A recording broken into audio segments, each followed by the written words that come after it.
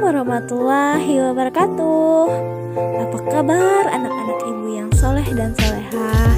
Semoga selalu dalam keadaan sehat walafiat ya. Amin, Allahumma amin. Kita akan melanjutkan pembelajaran bahasa Indonesia mengenai materi menguraikan informasi dalam buku melalui kata tanya.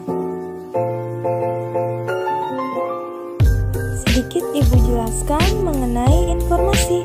Nah, informasi itu adalah pemberitahuan mengenai suatu hal.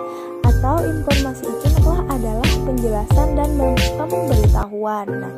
Dalam buku ataupun pengumuman. Informasi biasanya seringkali biasanya ditulis secara lebih singkat. Atau yang sering disebut dengan info. Mengandung beragam informasi. Informasi yang terdapat dalam buku bisa diuraikan secara lebih detail ke dalam 6 jenis aspek. Ke-6 jenis aspek tersebut ditentukan berdasarkan kata tanya dalam bahasa Indonesia.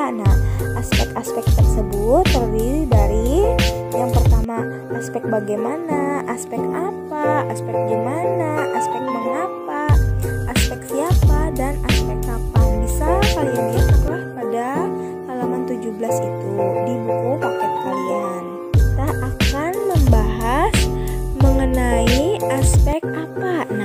Aspek apa itu menunjukkan penjelasan mengenai suatu hal atau benda. Apabila mengenai suatu hal atau benda itu biasanya menggunakan aspek apa atau kalimat tanya apa. Yang kedua, aspek bagaimana. Aspek bagaimana ini menunjukkan keterangan, cara atau proses. Penjelasan ciri-ciri atau penjelasan karakter tokoh. Kemudian aspek di mana. Aspek di mana ini menunjukkan penyebutan atau penjelasan suatu tempat, seperti contohnya di rumah, di supermarket, di pasar. Itu merupakan masuk aspek di mana. Ke aspek mengapa. Aspek mengapa ini menunjukkan penyebutan alasan atau sebab dalam suatu cerita. Kemudian yang kelima, mengenai aspek siapa. Aspek siapa menunjukkan penyebutan nama orang, jabatan, atau pekerjaan. Aspek kapan. Aspek kapan ini biasanya menunjukkan penyebutan atau penjelasan waktu. Kapan terjadinya kebakaran? Misalnya kebakaran terjadi pada malam hari. Itu merupakan termasuk pada aspek kapan. Kemudian bacalah contoh teks berikut. Banjir adalah peristiwa terbenamnya dataran yang biasanya kering karena volume air meningkat. Banjir termasuk salah satu bencana alam. Banjir dapat terjadi karena sungai terpenuhi sampah. Jika banjir terjadi, masyarakat yang tinggal di pinggir sungai kehilangan tempat tinggalnya. Di sini terdiri dari 3 aspek. Yang pertama itu pada kalimat pertama, yang berwarna merah itu, tulisannya itu termasuk pada aspek apa. Apa yang dimaksud dengan banjir?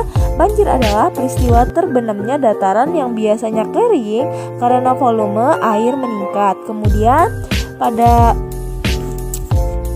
tulisan berwarna hijau itu, pada kalimat ketiga itu termasuk aspek mengapa. Mengapa banjir dapat terjadi? Banjir dapat terjadi karena sungai dipenuhi sampah. Kemudian itu ada kalimat yang ketiga. Kalimat yang ketiga itu tulisannya berwarna biru. Itu termasuk aspek siapa. Siapa yang kehilangan tempat tinggal? Yang kehilangan tempat tinggal masyarakat yang tinggal di pinggir sungai. Kehilangan tempat tinggalnya itu termasuk aspek siapa. Demikianlah materi pada hari ini yang dapat ibu sampaikan. Sampai jumpa di materi selanjutnya. Salah hilaf mohon maaf. Assalamualaikum warahmatullahi wabarakatuh.